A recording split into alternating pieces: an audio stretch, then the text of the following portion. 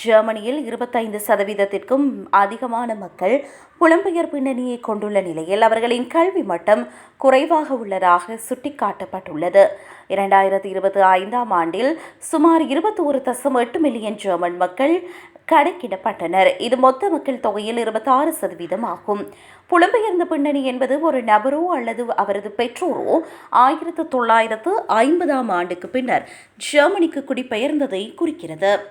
ஜெர்மனியில் சுமார் 16.4 மில்லியன் மக்கள் புலம்பெயர்ந்தவராக உள்ளனர். அத்துடன் இந்த எண்ணிக்கை மேலும் வளர்ந்து வருகின்றது. ஆனால் இந்த வளர்ச்சியின் வேகம் முன்னரை விட குறைந்திருப்பதாக தெரிய வருகிறது.